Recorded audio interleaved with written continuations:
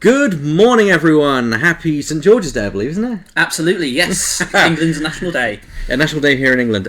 Welcome to the Athena Games X-Wing Escalation Tournament. A very unusual format, isn't it, Hedge? Absolutely, yes. So everybody almost always plays the 100-point dogfight, but we like to mix things up a bit here, and Escalation we think is a great format. It's a very different way of building a squad, so you're not limited to that 100-point limit. Instead, you start at 60 points, and then you go up to 90, 120, 150. So the games get bigger and longer as the day goes on. Interesting thing, though, is that every subsequent squad, so the 90, the 120 and the 150 pointers, they all have to contain exactly the same ships and exactly the same pilots with the same upgrades as were in the previous squads. It's not often that you see things that sort of being played, is it usual? I mean, what do you think, David, about the Escalation format? Not your favourite, as far as I'm aware. No, it's not my favourite. It's kind of like one of those things you can prepare for a small level round, and then all of a sudden it kind of goes out the window 2 rounds later. Yeah, that is true. But as normal, my name is Elliot Baker, your regular commentator here at Athena Games for X-Wing, and sitting to my right is Andrew Hedgehog Castley, the A-Wing ace, as I like to call him. Good morning. And right behind us is the gold standard, David Lincoln. Y-Wings with a bling. Y-Wings with a bling. Y-Wings with a bling, as you say. And we're already getting started for our first match, isn't it? Absolutely, yes. So we've got a couple of interesting lists to start with here. So a quick reminder of the rules for Escalation. Starting off 60 points here. But the thing is, every single ship you have in here with each upgrade has to be in your subsequent ships. So it's often a balancing act. How much are you willing to sacrifice your earlier rounds in order to get those killer ships in later?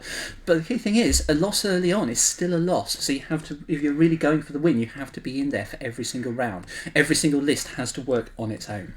And that can be tough sometimes, especially when you have to consider that maybe something, not everything has its counter. You may choose a ship and then come up against the counter to that ship in a later round. Absolutely, especially tricky with expensive ships. Do you chuck them in without all of the upgrades that they usually use, and therefore potentially lose that first round match simply because they're not working as intended? Or do you only go for cheaper ships and potentially lose out on a real killer ship? That is a difficulty. So what are the lists that we have today for the first round? Fantastic. So first of all, we have Leighton Pointer. A regular here. Absolutely, yes. And I believe Leighton did very well in the last event. Yes, I believe he came actually second in the entire event.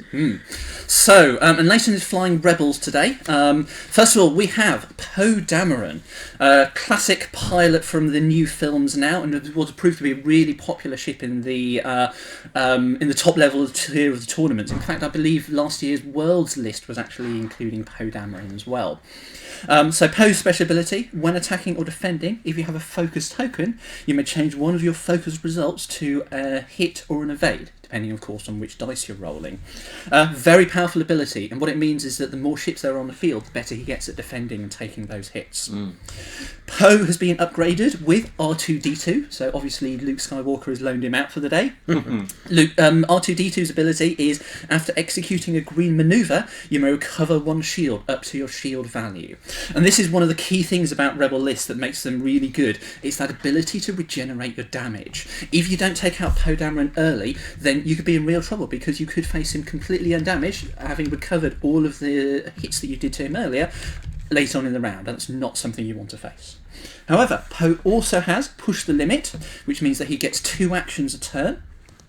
In return for a stress, but of course he's doing a green manoeuvre with R2-D2 in order to restore his shield anyway. And then finally, he also has that new card, Auto Thrusters. Well, I say new, but it's something that's been added, and it's something that a lot of very high-level lists are coping with here. And that's when defending, if you're beyond range 2 or outside your attacker's firing arc, you can change one of your blank results to an evade result. Sorry to interrupt you there, Hedge. We have asteroid deployment now happening in the field.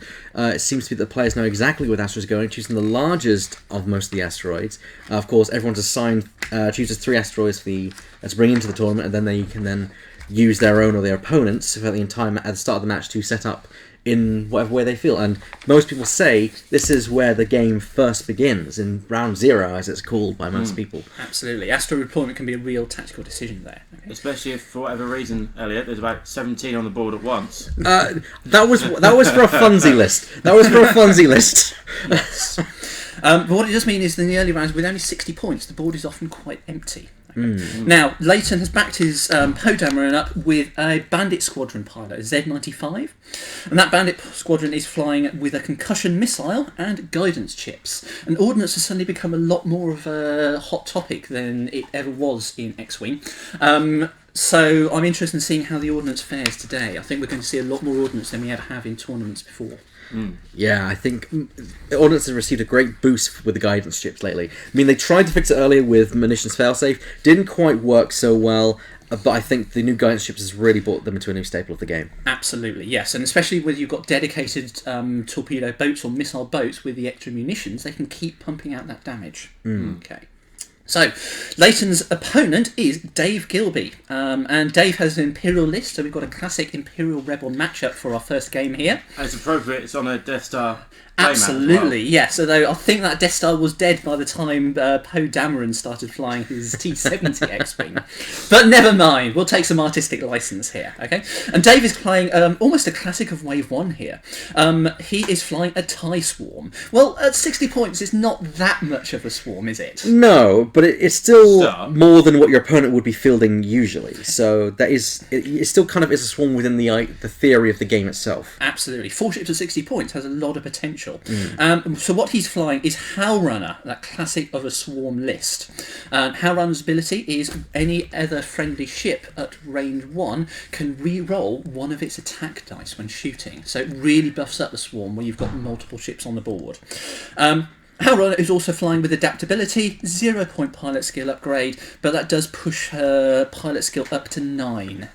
It can also put it down to 7, but in this case, I'm pretty sure that he's going to go for the pilot skill advantage over Poe Dameron, wouldn't you say? Oh, I completely agree. I completely agree with that. I always like having that pilot skill advantage. You know, like for example, in the last one I ran with Roy Garnet, the pilot skill 12 buffer. Getting a shot in first with something at a lower pilot skill can completely change the outlook. Definitely. Of course, it also works the other way. Sometimes you want to go last so that you can outmaneuver your opponent. But the way Howlrunner will be flying, I very much doubt she'll be wandering around on her own. She's going to want to stick with her ever ties, and therefore it's going to be very predictable as to where she'll end up. So she'll want to shoot first instead. I completely agree with you there. Absolutely. So alongside Howlrunner, we have 2 Academy pilots. Not particularly powerful ships, but at 12 points apiece. They're the cheapest things in X-Wing, cheapest individual ship that you can fly. And buffed by Howlrunner's ability, they suddenly start to become dangerous. And finally, we have Mauler Mithil, 17-point TIE fighter pilot, also with adaptability. So he can be pushed up to 8 or down to pilot skill 6. And Mauler Mithil is quite a nice high-level pilot skill pilot, and his ability, let us just bring it up on the screen because I've forgotten what it does. There's so many. What's Mauler Mithil's pilot ability? There's so many TIE fighter pilots, it's often easy to actually lose track of some of them, isn't it? That's a very good point. Mauler Mithil, I believe he gains an extra attack dice at range 1. I'll double check that. Mauler Mithil. So I think you might be right. Yes, when attacking at range 1, roll 1 additional attack dice. So essentially, that's at range 1. That is a attack for TIE fighter. Absolutely, yes. So and well remembered there, Elliot. Thank you. Now it's worth noting that he is very appropriate for this board. Mauler Mithil was one of Darth Vader's wingmen during the original Death Star attack. You didn't do him so well though in that instance, did it? No, I believe Mauler Mithil was the one who barrel rolled into Darth Vader's ship after being attacked by Han Solo in the Millennium Falcon. Let's hope a better fate awaits him here. Well, we'll certainly see. I'm surprised to not see someone like Backstabber or even Dark Curse, who is a lot more survivable in the list in the first round. My guess, Dave really wanted to punch out the maximum damage possible in those early rounds. That is true. The problem is, of course, if you come up against a really defensive ship, like a regenerating Poe Dameron, or someone like, say, Soontir Fel, you've got to put that damage down early, and you've got to put it down fast. Escalation is very strange in the way it works. Not, as we've mentioned before, not like the usual 100-point dogfights. Certain ships tend to be very, very effective in the early rounds. If you've got high mobility or if you've got regen, the fact your opponent has fewer ships and fewer attack dice often means that you have an advantage simply because they can't take you down or they can't catch you. Conversely, of course, that doesn't apply in later rounds. When you've got 150 points on the board, focusing Poe Dameron down before he can regen is often a lot easier than it would be at the 200 point mark. So it's, so certain ships and certain ship archetypes tend to be very effective at the early points rounds, and less so later on. Yeah. Well, we've just got there's the handshake, and the match has now started. We are off with the Escalation tournament, everyone. Absolutely. So we've got the TIE Swarm deployed up in the top left-hand corner of the board from our point of view. So you can see there's the classic TIE Swarm formation, a nice sort of grid pattern of ships, and what that means is that all of them get the most ability to benefit from HAL Runner's improved pilot skill. Meanwhile, the rebels have deployed down in the middle with Z95 above Poe Dameron. Interestingly, he's deployed the Z95 at a slight angle, so presumably he's not planning on flying them together. He's going to split them up. It's an interesting choice for David here. Which one of those two does he go for first? Elliot? Oh, well, obviously I think Leighton's best journey here is to try and take out Maul Mythol, but David knows this, so the best possible outcome I think that David could do is probably go for Poe Dameron. Poe Dameron is the most survivable thing in the list. So although the Bandit doesn't take as long to take down as Poe, if you shoot Poe a couple of times, but then he escapes 2 rounds and finally you're back to nothing. It's almost like you didn't do anything. You might as well focus him down, take him down quick, hard and fast, and get him out of the way. Absolutely, I tend to concur there. The other thing is, you're probably not going to take the Bandit down before it fires its concussion missile. So you might as well take the hit, and at that point, it's just a Z95 without that much in the way of threat to you. Poe is the real danger here. He is a very, very good ship. He can defend very well, he can attack very well, and in particular, if you don't take him down early, you could face him completely undamaged with all of the damage you did earlier on in the game, completely ignored later on again. Yeah, and also nice to point out there is actually a very nice alternate art card left on the Academy pilot there, which is, and also on the right with the Bandit Squadron. I haven't seen one of those before. Fantastic. They're a very old card actually, but they're a very nice looking card. I love that shot. It's like for me with the alt art Y wings. Yeah, I like the looks of that. But once you see what's wrong with the normal art version, you can't unsee what's wrong with the normal art version. Indeed. So we've got some interesting manoeuvring coming on here. Now the TIE Swarm has punched forward straight away. He's not left himself any manoeuvre options. He's obviously decided that going along the edge of the board and dealing with whatever happens is going to be a problem. Is going to be okay.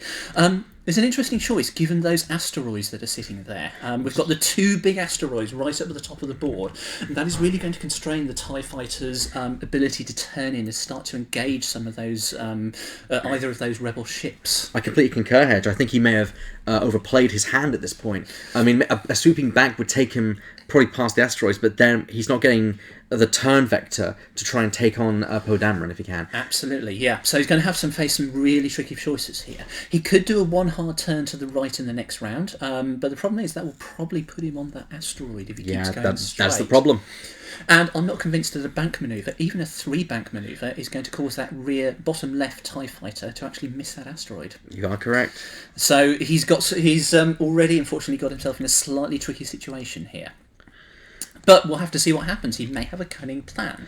Or he may just be willing to tank whatever damage comes in return for a better position later on. That could be the case, which, if there's anything if there is the ever vulnerable cannon fodder list, it is the TIE Swarm. Absolutely. But the thing is, it works both ways. Yes, each ship is individually expendable, but you've got so many of them that often it doesn't really matter. Who cares if you lose one TIE fighter? There's another 50 behind you. Yeah. Well, perhaps there's a slight exaggeration. Yeah. But on the real Death Star, of course, that would be the case. Yeah, of course. I remember actually playing one of our, used to be regulars before he went off back to uni, Sean. He in the last actually the Escalation tournament I ran, we played each other in the last round with he had 2 decimators and 4 ties, all of which, if you think about it, the Swarm was about 50 points, the decimator about 50 points apiece. It left me in a situation of what do I go for? Mm-hmm. Right, let's get the overlay up on the screen for everyone. Yep. This is going to be the first engagement round. I'm certainly predicting that Z95 is going to come in and acquire a target lock in order to fire his concussion missile. And there's a 3 bank from the number 3. Now, that's probably fairly predictable. The one I'm really interested in is going to be the rear TIE fighters. Does he take that rear bottom left TIE fighter, number 2, in the same bank? Because I think that's going to end up on the asteroid. Or does he accept that half of his shooting is going to be ineffective or out of arc or it's just gone this turn?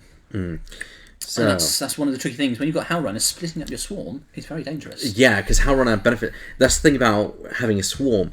It does tie you into especially with Howl Runner, it ties you into keeping that swarm together. And that looks like a nice move there by Leighton, getting the Bandit Squadron up into range, definitely range band 3 this round.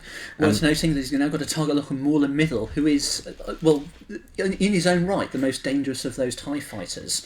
He is the one that gives the most damage output in one round, so I can see why David may have chose him for the opening gambit in this Escalation tournament. And also, that Maul is someone who, no matter how many ships from the board, he's always doing something extra. And there's a boost from Poe Dameron to bring himself a bit more further around. Yep, Probably following up. Well, probably following up with that using push the limit. Yeah, there we go. Push the limit, and he's going to take a focus because that is Poe's That's natural Poe's thing. action. Of course. Yeah, Of course. It's what he does. it is indeed. So now here, Maul and Middle. What is Maul and Middle doing?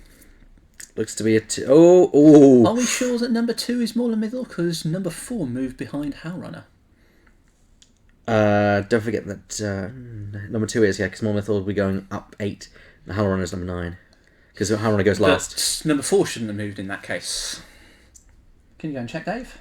Please? Thank you. Okay, but there we go. Just as we predicted, that TIE fighter has unfortunately hit that asteroid. It's not a great outcome for Dave right in his first turn. So that's a quarter of his firepower down. And there goes Howl Runner right into the back there. Great piloting by David. Yes, too. of course, it's the high pilot skill too. Yes. So I'm just getting confused. Yes. And the evade token from Mauler. So lots of evade tokens. Unfortunately, Poe Dameron is completely out of arc, so I'm going to see concentrated fire on them. And it looks like he's trying to engage Mauler Mythol, but Mauler Mythol is not within range 1. So unfortunately, they're just confirming which ships is which. Although I guessed quite fantastic. thoroughly. Yeah, it's just me getting confused. Ignore me, folks. If you're in the chat, give us a shout. We'll see if we can give you a mention. I probably won't read names. That went very badly last time. But we'll see if we can get some questions. Any questions you got answered? Anything you'd like to see? Any particular lists you'd like to see later in the tournament? We can see if we can provide. Pop it up there, and we will happily respond. Okay. So here comes the firing. Here comes the firing. Okay, Yep. first one. Just so you're aware, guys, I don't know if you saw it on the stream. The one nearest to us, the number 2, is actually Mauler. Yes. So it's actually correct. And there's 2 focus results. The Bandit Squadron pilot loses a shield. Simple as that. Okay, so I knew there was something I didn't set up correctly. The shields. Yep, there we go. Right, so here comes Poe Dameron. The only 3 dice attack on the board, apart from the 1 shot from the concussion missile, which is a 4. Okay, so and Poe Dameron. Who's he going to fire at? No, he's taking on the Academy in the front because it's not blocked by the asteroid. Ooh, 2 hits. Poe's ability doesn't kick in because there's no focus. And that TIE fighter is in trouble. 2 points of damage down already. And no, spending an evade token, so 1 point of damage on there. Which one was that one? Number 3. Number 3. Yep, absolutely. And also as well, Maul was actually taking a point of damage when it hit the asteroid as well. Oh, ouch. Ouch. As you can see on the left there. Oh, yeah. Absolutely. So That's concussion missile now being fired. Here's the missile. Yep. Let's see. 4 dice. Ouch. That's going to be painful. And there's 2 hits from the Venerable. And here comes guidance ships. That's 3 hits. That's a potentially dead TIE fighter right there.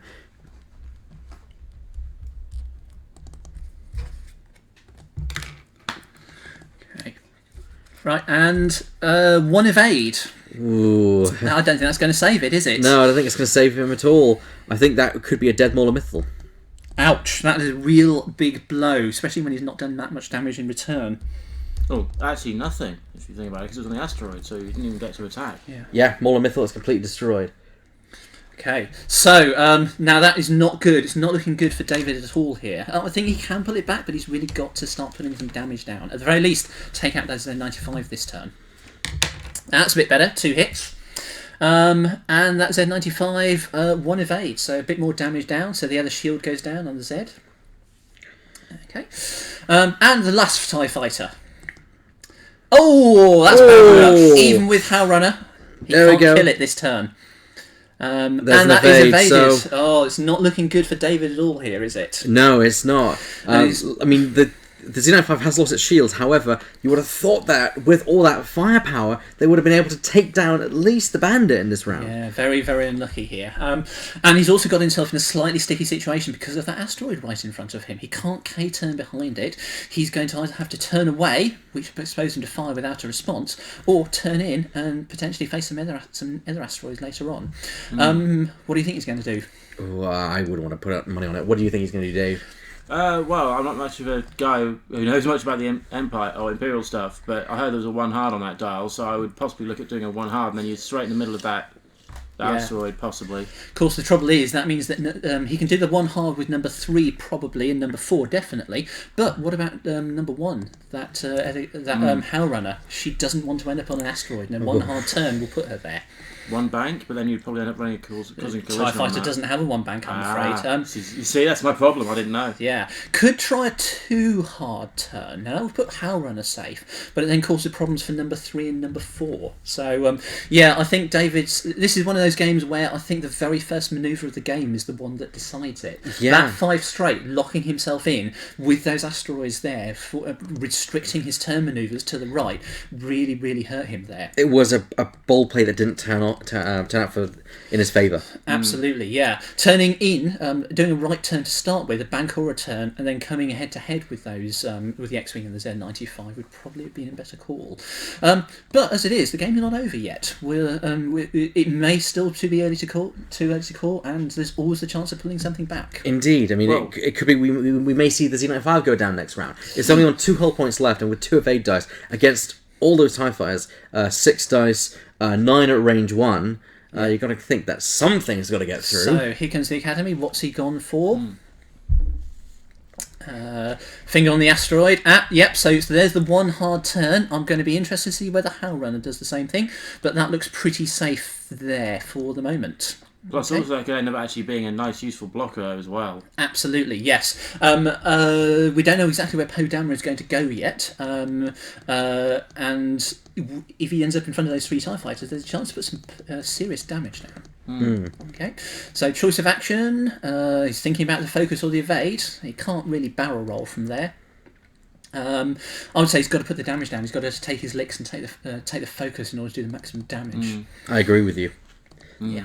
And we're going to see whether he can outlast Poe Dameron, because the problem is Poe is on the board, and He's gone for another evade, interestingly. Yeah. keeping his ships alive longer means that he gets more rounds which to do damage output on them, I guess. Yes, but the problem is when you're dealing with a regenerating ship, it's not length of go that matters. It's your surge damage in one go. You've got to take him down before he can really get that regen to kick in. I can see that point. Yeah. So I'm going to be really interested to see if Howl Runner does a 1 hard turn as well, or whether she decides to do something else. So that's another evade. Okay, the Z95 is doing K-turn, so at the very least, it's going to be stressed in front of 2 TIE fighters. Probably not the place where it wants to be, really. Well, yeah, except that it's not. It's bait now. Basically, it's fired its concussion missile. That concussion missile took out Maul and Mythil. It is now effectively a 12-point trap. Any shot that goes against it is a shot There we that's go. not going This against is Poe potentially the Dameron. block I was just talking about. Here we go. I think he's just in. But we'll see what happens. There we go. That's He's fine. Yep, absolutely. And that means a 4 dice attack at range 1. Ooh, that's not Okay, and now Howl Runner that looks like that's That's it unfortunate could be- manoeuvre. At least she's not on the asteroid, but it's It does, however, mean that she is now actionless and vulnerable. yes. And Although she does get a shot, and she still gives her bonus at least for this round. That is Problem true. is she's now at a different angle to the rest, which means it's going to be very hard to keep benefiting from her ability next round and in future rounds. Basically, the swarm has disintegrated. It is no longer in formation. It's just a blob. That's all it is there. Yeah. And But we've got some firing coming up. So here comes the TIE fighter. So how Howl Runner. Yep. 3 dice. So Poe's ability, oh dear, focus. Evades both of them. Yep, that's why Poe's so good here. But that is a point of damage down. Next up, it is going to be Poe Dameron shooting back, I believe. And he's going for Hell Runner. Is that range 1 or a range 2 shot? I think it's probably range just a 1. range 1. Yep, Yeah, range 4 1. dice. 4 Let's dice. could see Hell Runner go down with no actions. There, Poe's ability. Well, hit, crit. Can't get much better than that. Yeah, you've got to. Oh, no! And Hell Runner There we goes go. down. Hell Runner has just been taken down from full health to nothing in one volley. Bang, bang, and indeed, bang. We can't see what it is, but it doesn't really matter at this stage, does it? No, unfortunately, that is this. That is toast. That is toast. And now suddenly he is done. The fist of no comes out there. I think the fist is just why. Right. But finally, we have, I believe, our Academy pilots coming. At least they've got 3 dice. Now, here's where we really wishes he had a focus. That was 2 focuses and a hit on a ship that hasn't been attacked this turn. Real mistake there. Otherwise, that could have been a couple of points of damage on Poe Dameron. Okay. And the other one is shooting at the Z95. Splitting his firepower. It could be that he's just now going for points at this stage. He knows he's outnumbered. Yes. He could be trying to just whittle down and get as many points as he can by taking out the Z95 and denying Leighton those. How Giving much up on does he Poe, have? giving him at least some score for later rounds. Yeah, Yeah, I which agree. that would bring him a total of 16 points. But the Z95 is behind the asteroid and has evaded 1 shot. But It does take a that crit. is a crit. And if it's a direct hit, which it doesn't look like it, it means that it would have died, but it's fine. Yep, still living. Next rounds. Now, Poe Dameron is undamaged, which means he can K-turn if he wants to. Okay, he'd lose his focus, but I don't think he's really worried by those TIE No, fighters at this stage. especially when you've got 2 left. It leaves Poe pretty much open to what he can do. Comment from Nosferati. Whoa, Mini Swarm. Whoa, which year is this? That's because it harks back all the way to the very start of X-Wing. The Mini Swarm, the Swarm or the Mini Swarm, as many TIE fighters you can put on the board, was literally one of the first lists that anyone ever came up with. You know what? That's actually a time when I wasn't even playing. Wow. I must admit, I didn't start playing until about wave 4 or 5. So Well, it's quite interesting to mention that the game has had a bit of an explosion of players lately. Absolutely. Not surprising, given the release of The Force Awakens in December last year. Yep, but even before that, and I think part of it's the Star Wars theme, of course. Of course. Everyone loves Star Wars. Or if you don't, then you shouldn't be watching this. But also, FFG have done a really good job of making a really interesting game. The ability to not know, to basically hide your manoeuvres until you actually perform them has created a situation where it's a really tactical thinking. You really have to outthink and outmaneuver your opponents, hasn't it? Yeah, it's a really great game. It's one of the cheapest miniature games out there. It's one of the most easily accessible miniatures games out there. Absolutely. The theme is a theme which is very wide accepting amongst the whole entire world. Yep. Everyone knows Star Wars. It's one of the greatest phenomenons probably of the generations that we've had. It crosses generations. Absolutely, yeah. Add in the fact that the ships are really nice and they come pre-painted. Yeah, that also helps. As a former sort of Warhammer 40,000 enthusiast and still occasional player, not having to paint my ships is a real bonus. In fact, I am aware of at least one person who literally today has come up to the store in Athena, bought a ship, unpacked it, and is now playing with it on the table. Try doing that with a Space Marine. You could be looking a bit dull. And there's a 4K turn from the TIE Fighters. Yep. Probably not an unexpected move at this point. Especially seeing as that Z95 either has to live with the stress or sort of be stressed next time, or do a green and be right in front of those TIE fighters. It gives him a good volley. However, could we see potentially number 4 try and move to attempt to block? And here we go. Number 4's just slotted in there. He's got perfectly. slightly misaligned, but it's okay for the moment. So chances are good that those two TIE fighters will have a shot on the Z95. If they can take it down, at least that is some consolation points for Dave. And here comes the Z95 actually foregoing its clearing the stress, which Yep. I'm not surprised about at all. It was one of the better options, given that it was very predictable he would be number one target. Also, as no- it is, he's escaped one, but the other one is going to have a shot at But range remember, one. he shoots first. He shoots does. first, and that TIE fighter has already been damaged this game. There is one damage card assigned to that card. Yep. It's that TIE fighter, so it's quite possible the Xenomorph 5 may take that TIE down. Absolutely, yeah. Latest made a very good play, ignoring the stress, which I think is the best thing he could do. He doesn't really care about the action at this point. Now, Xenomorph 5 has done its job, Yep. just focusing on getting as much damage. And here comes a K-turn from Poe Dameron. Absolutely not. He didn't need to regen any shields. He's not at danger from those TIE fighters. And that means that next turn, wherever those TIEs go, Poe probably has a shot. Or even has a shot right now. Yeah. A long-range shot, but it would be a shot nonetheless. And although 4 TIE fighters not the best thing, they are stressed. Yeah. They don't have a focus, they cannot modify the dice. So, and it is very possible, as we all know, to roll 4 blanks. And on Absolutely. the other hand, though, to be fair, Poe Dameron has no modifications either. That is true. There, so There's single just one shot, hit. I his don't ability think it's going to go doesn't kick through, in. but Yeah. who knows? Well, We'll be staying on that one. well, okay, maybe I was wrong. However, the TIE fighter can take it. It can take that one hit, however, it's probably not going to want to take any more of those. No, definitely not. This has been a very bad dice rolling game for David. Yeah, his dice have really not helped him out here. Just displaying his dice. I think at the end of the game, he might have to line one up and shoot one, just as an example to the others. But I can just throw it a long way away. So here comes the Z95. So that's 2 hits, which could kill that TIE. No, but there's an evade. there's an evade that. in there. So, So that, it is alive to shoot back. Can he put that last point of damage down? At least gain some consolation points. that would be nice, but let's see. Absolutely. So here it comes. So basically, we're playing for. It's points this stage, We're not playing yeah. for win. We're playing for the points here. Yeah. Okay. So here it presumably comes. There's a crit involved. We can't see what it is. Yeah, so, well, the crit is indeed on, how that was, such was it? No, it's a Oh, it's a Z95. Yeah, the Xenomorph does have a crit, not sure exactly what it is. Yep. Maybe we can get one of our runners to go and find out what that crit is. Crit on, The Z95. Thank you very much, Dave. Yep. They Okay. forgot Oh. his crit, so they're redoing the attack. He's a weapon damage crit. Weapon damage crit. Okay. Well, there's one crit and there's nothing, so... Exactly the same. Exactly the same. In fact, could be worse Oh, for Dave. because it's a crit. Yes. Ouch. Do you know what? Is that direct hit? Is that direct hit? No, it's... it's pilot ability. What's the pilot ability? Yes. Perhaps the instructions for future people to hold them right up close to the camera. Yeah. Agreed, yes. I know the camera needs a bit of time to focus, but then we can really see it. Yeah. Okay.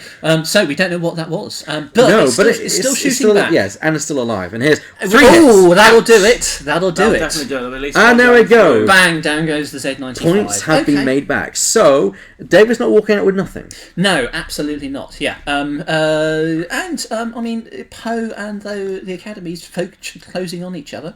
Well, at least put it this way, though. At least he gets to have at least one more shot before the end of the game. Absolutely, yeah. You But can't it's take another, out both of them. absolutely, but it's another shot at Poe Dameron, and he's not going to kill Poe Dameron in one round. He physically can't do it. I don't know. There's an auto-thrust coming in. That's 1 hit. So, Pro has lost a single shield. No, he didn't. Only took 1. Yeah. So, no effect there, essentially. Effectively, yes. Okay, but I mean, he's at least he's got some consolation points. As for now, well, he's got a bit of an issue. He could go forwards, but going head to head with Poe Dameron, would you do that? No way. No way. Other issues though, that he's stressed. If he goes left or right, he's going to find it very hard to get out of the way of Poe Dameron there. My prediction, I think he's going to take a 3 forward on both of those TIE fighters, Dave, which is green manoeuvre. And possibly even barrel roll, or at the very least try and block Poe Dameron. I don't think it'll work, because I think Poe Dameron will do a 1 forward. Yeah, don't forget that the TIEs can go very fast. However, they don't want to end up at range 1 of Poe, because then one of them will get smoked. Absolutely, yeah. So that's the other option. They could turn away, though it's hard to see where they'd turn to. That would still put them safe, isn't it? Yeah, I don't think there's anywhere they can go. They are locked in a joust in this instance. If they turn off and disengage, Poe will just catch them in a wide firing arc next turn, even if it is through an asteroid, and may even destroy one of them then. And even then, they're still stressed. They can't get away. Yep. So They are. Unfortunately, you are right in the fact the first move was kind of the last for David. Yeah, locking himself into that 5 forward, and locking himself into that corridor at the top of the field with the asteroids was, I think, a terrible choice. It meant that Leighton knew exactly where they were going to be in a few rounds' time. Exactly. Yeah. And that's the thing with Leighton. He's very good at working out where things are. Yeah, definitely, and this is going to be. It's not going to be a full win for him in terms of sort of complete 60-0. wipeout with any damage. But But it's certainly there's no way he's going to lose. But to those judging by TIE fighters. the way he flew that bandit, it was almost like he knew that he would lose that bandit anyway, so might as well just use it to try and get as much damage as you can, and hopefully, maybe you'll get a few more points out of it. Yeah, well, I mean, once the concussion missile's gone, it's basically not that dangerous. I was suspecting he was planning to use it more as a bit of a blocker, bit of a distraction for Poe Dameron. Poe is the heavy hitter here. He's the ship that takes up the most of the points in Leighton's list. Two It's a really forward dangerous from the one. Academy pilot. Okay, so he's obviously trying to stay as far away as possible. I don't think it's going to help, but No. it gives him the possibility of being in range too. With push the limit, Poe can very easily boost to get range and then focus up with the push the limit Absolutely. action. With that, Well, I don't actually- think he's going to oh, need yeah, to. you could- I'm yeah, predicting he's going to do a green. He's going to focus, but he's not going to push the limit. It's worth noting Leighton was also very good in planning last turn as well. He didn't push the turn before last. He didn't push the limit when he was head to head with those TIE fighters Because he knew he'd have to K-turn. Yeah, he knew he might have to K-turn. And that can be the downside of Poe Dameron with R2D2 and especially with push the limit. If you get yourself locked into thinking, I've got to regen a shield, I've got to regen a shield, I've got to push the limit, then you can't turn very well. You find if someone gets in your tail and starts chasing you, they can very easily find themselves keep putting that damage down. Now- Sooner or later, you've Now, got to turn here's an around. interesting manoeuvre. Barrel rolling away out of formation. So he's defending So- his ship. Yeah. So what he's trying to do here, I think, is he's trying to make sure he gets one of them in arc. And Absolutely. having it that way means Leighton's got to decide which one he goes for. Yeah. See, I would have gone the other way. I would have done a 3 forward with the front TIE fighter and then barrel rolled on the assumption Poe Dameron couldn't have got him in arc there. As it is, he has got a shot, and it's a shot at range 1. That is unfortunate. I do believe number 4 may be going down this round. Oh! Interesting. He's going for the damaged one. Number 3, he obviously wants that kill. He wants maximum points they're out both of this. damaged anyway. They're both damaged. But that one has only 1 hit point as compared to 2, Yes. so it's easier to take down. It is a much easier. Blood And now- he water. then evades all Does he possible push the limit? attacks. He Yes, is he pushing the does. limit. Which at the very least means he's not K-turning next turn. That is true. And it is also needs to point out that number 4 has wasted his action in taking that evade, and even the barrel roll for number 3 was a waste. Absolutely, yeah. And Poe can spend the focus token because he knows he's not going to get shot if he kills this 4 TIE hits. fighter. Bye bye number 3. Yep, down it goes. They're going to roll the dice anyway, but it doesn't matter what it is. Okay, so gone. 3rd TIE fighter down, dropping like flies. This has been a systematic destruction of. I suppose you TIEs could for the almost call them entire game. bi-fighters rather than TIE fighters. Oh, ooh. I'm determined to make at least 1 pun per match. Oh dear, we're here all day then, aren't we? Oh dear, this could be hell for the people listening to this stream. Oh, you think it'll Absolutely, be bad for I them? apologise in advance. Well, with us 3, you do puns, I do puns, and now Hedge do puns. Oh dear. This is a very bad situation to be in. punishing, isn't it? Oh. Okay, I'll stop now. Well, at least someone's wanting to punish and tie you. God, save me, someone, save me. In the meantime. Well, Poe Dameron versus 1 lone TIE fighter. Absolutely. An Academy pilot. Yeah, it's all over for It's all Day. over. I think the only real choice is, does he say never mind and try and get a shot on Poe, or does he actually just run away and try and keep some points alive so his margin of victory isn't bad for later rounds? And you know, I don't think there's not actually a lot of time left in the round anyway, so... No, we must be pretty close. It's worth noting, because the rounds are different points families, 60, 90, 120 and 150, they get different amounts of time as well. They do indeed. Do we know what those time limits are? I don't have them on my hand right now, but I'll see if I can find out. Yep. Unless the chat has any ideas. Feel free to let us know. We are not omnipotent. Although we wish we were. We wish we were. No, he's decided to go for the turn. He's trying to run away. So, and then a barrel roll. Okay, so he might turn round next turn. But if he really wanted to shoot Poe, he would have done a K-turn. Yeah, that was personally my first thought. Very good move there, barreling behind the asteroid to give himself a bit more protection. Yep. Poe's, of course, going away from the combat, try and swing around next turn, And the question is David going to play the keep away game, try and save those last 12 points, or just accept his fate and try and take on Poe? And Yeah, I think that would be a stupid. it's fairly academic at the moment. So yeah. Right. So setting dials, we've got to be pretty near the end of everything.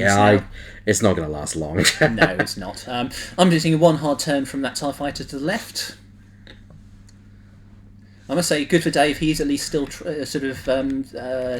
flying at his best, even with things having gone so badly.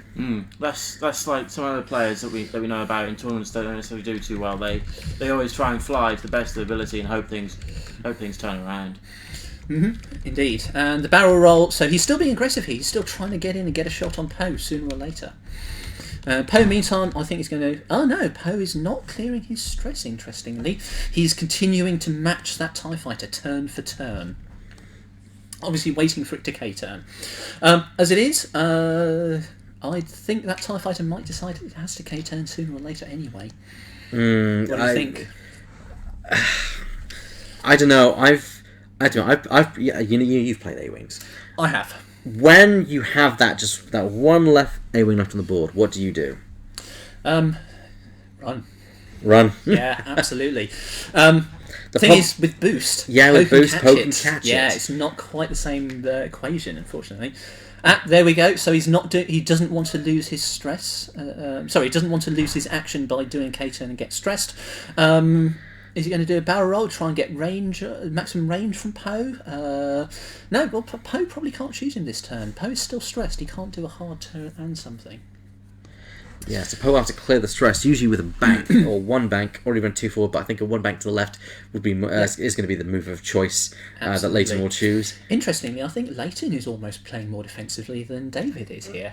I don't see why he really has to, especially with the amount of hull and shields Poe's got left, and the fact that Poe can regen those shields when he does lose. But I mean, if he really wanted to come in for the attack, he'd have cleared his stress and done a turn by now. Like last turn, he would have just done like a one straight and then K-turn straight off the back of that this turn. There we go. So there's the stress cleared, and I'm predicting a boost in order to bring him around the asteroid. Yeah. Also, can I say, it's interesting to see an R2-D2 on Poe Dameron rather than R5P9. That was one thing I was going to question, because with Poe Dameron's ability, having a focus there to worry about the attack and evades, and then also having that focus back in reserve to then regen at the end of each turn, and it isn't required on you having to do green manoeuvres all the time. Absolutely. You can even do it unstressed on white. If I can post a counter argument though, R5P9 means that whenever Poe wants to regen, he can't boost. Okay, yeah, more of your dial is wide open, but it also means you lose that repositioning action if you actually want to take your shield up or use your ability. The way he set it up here, yes, he's more limited to green manoeuvres to start with. However, it also means that he can do a focus and still get a boost in for that repositioning as well. That is true. Yeah. Plus also, R2-D2 synergizes quite well with Push the Limit, given the fact that he takes the two actions, get the stress, clear it with a green maneuver, and also regen a shield if necessary. Absolutely. So those two limits let Poe boost and focus, or even boost and target lock if he doesn't feel the need to do a focus and target lock if he doesn't feel the need to actually do a boost for positioning. That was a good point, though, David. Yeah, absolutely. Okay, so. Very definitely in the end game here, and I think most of them are basically just playing for time. Neither wants to lose their last ship and affect their margin of victory. I don't see why Leighton's got... I must admit that's not what I choose to do, but it looks like it's what it's doing. However, it's also quite interesting that Poe cannot turn to the left at this point. I think that would just clip the asteroid if he did do that. Careful about your assumptions there. He can turn to the left, he just loses his action. Sometimes it is worth going over an asteroid if what it gives you is a better position at the end of it. True, I'm concerned with the losing of the shield more than I'm the losing of the action. But then, R2-D2 and that TIE fighter isn't a threat. That is true. He's got a chance for a kill here. I don't see any reason why he should worry about taking the damage and losing his action. You do have a good point. Worst that happens, he takes a bit of damage, but he's not. Let's face it, Poe is not going down before the match ends. You have a good point, and maybe that'll be the flies off the board. That's going to happen. Unlikely, but we shall see. And Absolutely. There's a 3-turn. Wow. And I'm predicting barrel roll to the right in order to keep that TIE fighter safe and avoid the asteroid next turn. Yes, agreed. Yeah. And there we go. There's Nobody's going the coming other in. way. Obviously decided that Poe Dameron can't get a shot in this turn. He might have a chance to do something to it. I don't know. Well, what the it- worst case scenario is you can nip between the two asteroids next turn. Yeah, and he's got a choice of 2 places to go now. You've called it. However, I think Leighton may lose his shot here because he may land on the asteroid. I'd have done a 3-turn, I must admit, yeah. Hang on, what's this going on here? What is this? Go- They were obviously just demonstrating. They must have been having discussions in the same vein that we were here. Okay? Actually, yes, so looking at the dial, it does indeed does bank, turn that way, bank yeah. right. Yes, Yeah. that is correct. I strongly suspect that Dave asked him whether he was going over the asteroid. So, And I've done it before where I've made a move, but I didn't want to commit to doing a certain move that I thought would have been risky, and I thought, can I just check this, see what would happen? Okay, I'm glad I didn't do that now. absolutely. But of course, always reveal your dial to your opponent before you do that. Yes. Definitely. Okay, so I don't know how much longer we've got, but we're really in the sort of the final stages at this point here. Yeah. However, it is interesting that Poe is now in a very good position to come around, no asteroids in the way, and He try is. and take on Yeah, it's just the that he final could time. have done it several times earlier. That is true. And That is get true. that sort of full 60-point damage on Dave. Poe wasn't in danger from that TIE fighter. No, No. Like even four or 5 turns ago, doing that slight turn to the right, then a 1 straight, then K turn to get him straight facing the right direction. Then he's opened his Yeah. himself up to it. Though. Absolutely. Interesting thing though is that we know that Poe Dameron with a regen droid, either R5P9 or R2D2, is a very powerful choice, at least at the early stages of the game. It'd be interesting to see how this does later on though, where there's so many ships on the board they can focus Poe down. But R2D2 hasn't actually There come we go. into There's it. a It's that's been- what I was thinking. It's as been well. normal flying that's been a factor here. Yeah, normal flying. Yeah. And the evade token is good. It means that Poe, if he does get a shot with a Talon roll, which this could be a Talon roll, Yeah, looks Uh, like it. yeah, so it's it's a Talon finally roll. done he's finally done his turn. Okay. So also falls- means he's in a position to catch the TIE fighter that swings through the asteroid. However, at that Probably. range, it's not through the asteroid, but the range 3 with an evade token that ties. Isn't it its closest point to closest point? Because the Yeah. closest point will be the nearest part to it, unless it's at a slight It's angle. flat. Yeah, there's like Okay. a slight angle. Yep. 2 So, hits. 2 hits, and the green dice coming. As long as he roll, no, he'll survive because there's no crease in there. Well, yeah, 3 evades. absolutely. I think fine. he's wishing he rolled that sooner, though. Yeah, Yeah. definitely. Okay, so choices here. Poe is definitely going to swing to the left. He's got a green 1 bank to the One left. bank to the left.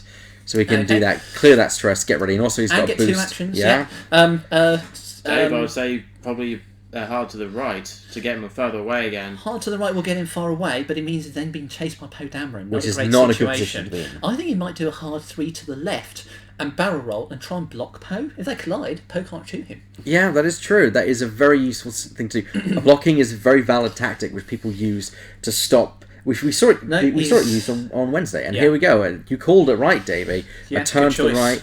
right. However, it does, as you say, hedge. Perhaps he felt that asteroid was too close. I would also be worried about the asteroid in that Yeah. turn. Okay. 'Cause But it- Poe Dameron predicting a 1 bank to the left here, followed by a boost and a focus. oh, and a barrel roll from Gilby to attempt to get a bit more towards the Distance. asteroid. I don't know whether that's the right choice. I think I've gone for a defensive evade. token. Yeah. Yeah, I concur. So he gets With Poe's bank. with a boost, Poe could very easily catch Yeah. him in arc, and I'd there we always go. be interested to see whether Poe gets a target lock rather than a focus. He's definitely not going to get shot. He doesn't need that focus for defence. A target lock might carry over to the rounds as well. That is true. We'll see how Leighton goes. Focus. He there- focused up. There goes the focus. People often forget that you can do the other actions with Poe. They're so focused on a focus. And I believe we got range 2 there. So Okay, here we go. Poe, 3 dice. 3 dice. Oh! Oh, one Only crit. One crit, nothing else. So as long as he gets a single evade. No, Oh, which he hasn't. whoa, no evade at all. Well, That- let's just hope that isn't a direct if it's a hit. direct hit, then it's a dead TIE fighter. That's not a direct hit, but it is something. Can't Definitely see what something. it is. Yep.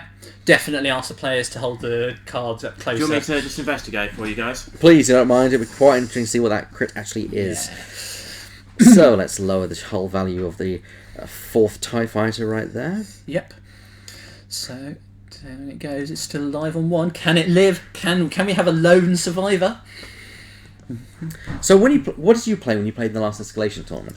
I played Imperials and a mixture of TIE Advance with Darth Vader and Juno Eclipse, TIE FOs, fantastic dial, and bog standard Well, TIE this is- fighters, This including is Dark interesting. Horse. Shaken pilot, so he can't go straight. Well, I don't think he was going to go straight Well, anyway. Still, but it would be. It's Straight good would to have been know. fastest, especially if he's just playing until the round goes. But yeah, so 3-turn coming in here. Now, And what do you reckon? Barrel roll to put the rock between them, or a defensive token? Barrel away, so try and get the maximum get range. Yeah.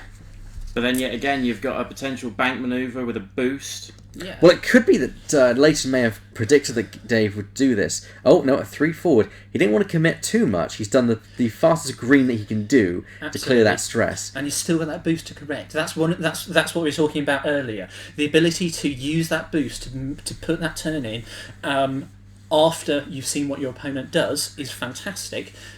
Podam with R5P9 can't do that in regen. Because in this case, he doesn't need to regen. But if he was wanting to regen, he couldn't do the boost as well. And that looks to be, that's 3 hits. Oh, TIE Fighter needs to roll this perfectly tie's to going avoid down. it. I don't think it's going to make it. No. There we go. There we go, and that's game right there. Yeah. Well, So- that was certainly a systematic destruction of the Empire machine. It was indeed, and I think, as we've mentioned, that great demonstration.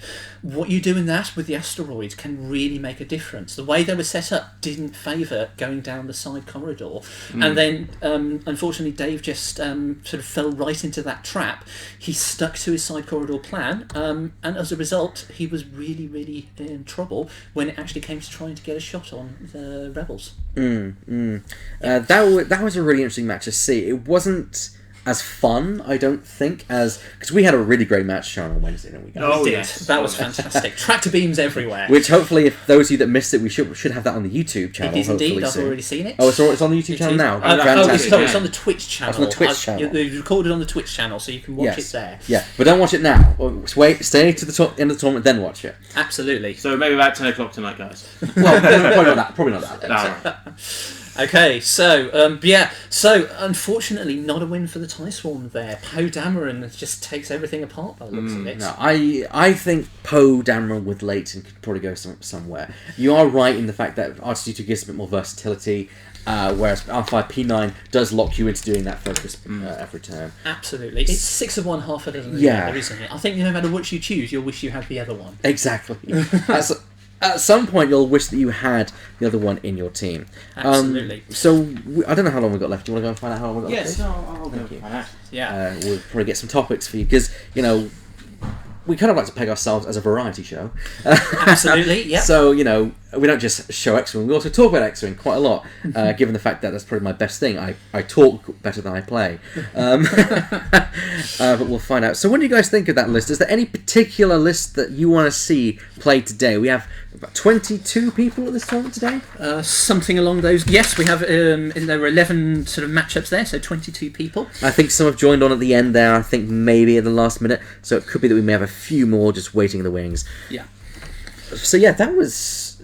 I was impressed that one... Because it was mostly Poe Dameron that did the job in that game. The Bandit was there and it did take down Mauler Mythal. However, that's really all it was designed for. Was there to take... The Bandit was there to take down Ace. How long have we got, Mr... We've got about 10 minutes. 10 so- minutes. 10 minutes. 10 minutes. Well, I think we can fill that time. So, Yep. 2 weeks ago, I think it was 2 weeks ago, I think, probably to this day, there was a slight controversy within the X-Wing community, which I'm pretty sure anyone who's listening may have heard of, the Renault Regionals that happened, which the top 8 were in a position to intentionally draw to score a win. Now, we're not here to discuss what they particularly did. We're here to discuss our own opinions on intentional draws and also FFG's decision, they've said, to actually remove draws from the game entirely. Which takes place from July. Yeah. What do you guys think about that? The idea of, first of all, what you thought when you heard about this news, and also about the news of FFG removing draws. Okay. Well, personally, I think they've made the right decision there. I can absolutely understand why FFG wants to allow people to take a draw if they Yes. wish to do so. Yes. If nothing else, X-Wing tournaments can be long events. Oh, yes. We had the regionals, which was 6 rounds, I believe, or was it 5 rounds? Well, the Store Championship was Store 6 Championship. rounds. Yes, 6 rounds. And Yeah. that was a nightmare. That was That was an endurance run. We have regionals coming up, which we can expect anything up to 120 plus people coming on. Oh. Event. Shout out to anyone who is in the East Anglian region if you want to come along to or in the UK in general. Yeah, we absolutely. have the tournament's running on July 2nd, I believe. Something like that. Yep. And it's going to be an all-day event, and the store's opening early that day, just basically get as many games throughout the entire day as we can. That is Absolutely. definitely going to be an endurance run. But think about it. If you've got 7 or even 8 rounds of Swiss plus a top 16 cut, maybe, how many games of X-Wing, up to 75 minutes apiece, is that going to give you in a day? If you've reached the top ranks, or even if you're just in the mid ranks or the lower ranks, say, I need a break, sorry, I can't handle this, I just need to stop. I think it's entirely fair that you should be able to say, let's have a draw, let's sit it out, let's be refreshed for the next round. What I think was the problem was that people were rewarded for doing so. Yeah, I agree. Gaining 1 point. For information, usually it's 5 points for a win and 0 for a loss. And is it 3 for a draw or 2 for a draw?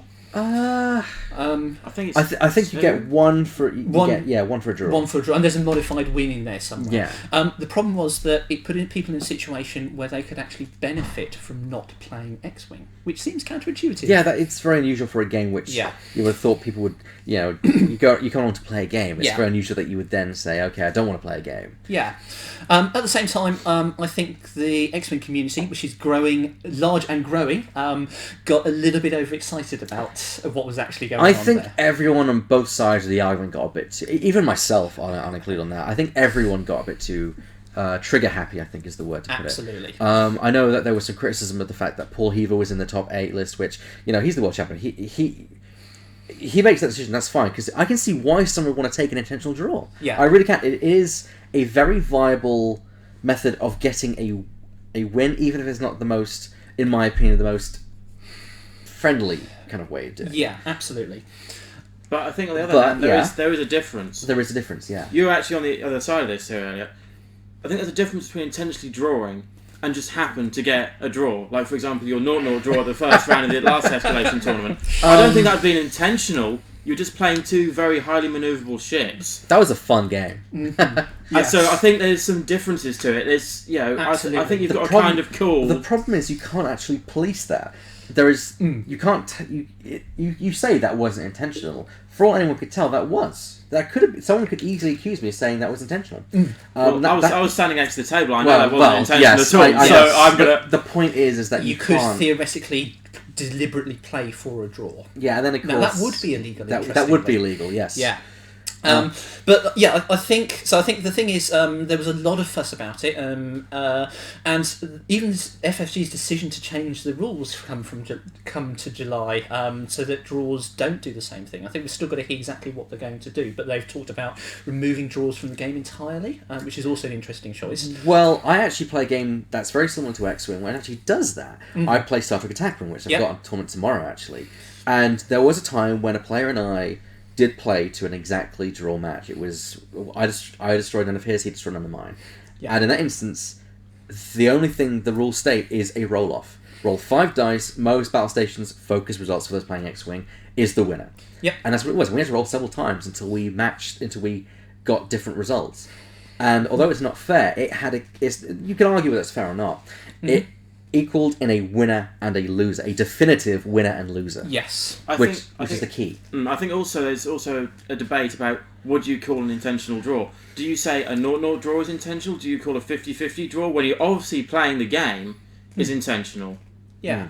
I think there is some sort of like margin in there where you've got to be slightly lenient with that. Yeah, absolutely. But one of the things that caused them a lot of fuss was that the way it worked out is that the top 8 and the cut post Swiss was going to be top 8 were all the people who could do an intentional draw, and if every single one of them did, then they could guarantee they're going on to the Swiss round. Which you admit is a highly unusual and unique circumstance. Absolutely. So it's not like that's going to happen every single time. No. But it will happen occasionally. It will happen occasionally. Yeah. But I think part of the reason people got so hurt up about it is that there would have been people lower down the list. Who would have moved up because they would have won a game. There were those at the top that would have lost a game. So therefore effectively, down. yeah, by choosing not to play X-Wing, they denied other people the chance who might have been better pilots. And I think that's part of what was causing the issues there. Well, the argument with that is that if they weren't in the top 8 already, then they obviously are not better pilots. Which you can argue, you can keep on the arguments keep going back and forth. Then you can go on. Well, no, because dice play a factor into things, and but dice can be mitigated. And it's also depending on what lists you've played all the way through. Yes. Yeah. So I can sorry about that, Edge. Mm-hmm. I can see both sides of the argument at this point. Yeah, I am definitely. happy that FFG have, because there have been some people who say that it was a very vocal part of the community and not necessarily the largest part of the community. However, I think, and this is just my opinion, I got into X-Wing because of the big silver name at the top, Star Wars. Mm-hmm. I was not a miniature game player before I started. I don't play any other miniature games besides Star Trek, which is very similar to X-Wing, so you can kind of see why I play that. Mm-hmm. I got into the theme, and the theme, because it's so broad and the approach that it brings people together, it's not a very welcoming thing to have in the game. Yeah. That's just my opinion, but I'm glad that FFG decided, okay, this obviously is a problem for people, we're going to try our best to kind of sort it out. And clearly, they're not going to rush into decision. They are saying, we need time to kind of consider this and how we're going to approach it. They are being very careful and coy with how they do it, and I appreciate that. And it's nice that it just showed they listen. There have been some things that they've made decisions of which I and several others maybe have not agreed with, like the ability to choose your damage deck and things like that, but it is what it is. Yeah. And I think one interesting thing is that FFG very deliberately encourage competitive play. Yes. X-Wing is a game that is designed for it, or certainly has grown into something where you can do it. And FFG actually work actively to balance the game. They actually put fixes and upgrades that you can apply to earlier ships to make them more competitive. Your A-Wings, for example.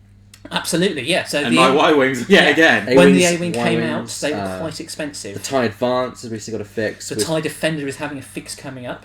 And they have once also debuffed something. When the TIE Phantom came out, it was dominating everywhere. Simply because of the way it worked. And then they changed the cloak rules so that it involved a bit more in the way of prediction.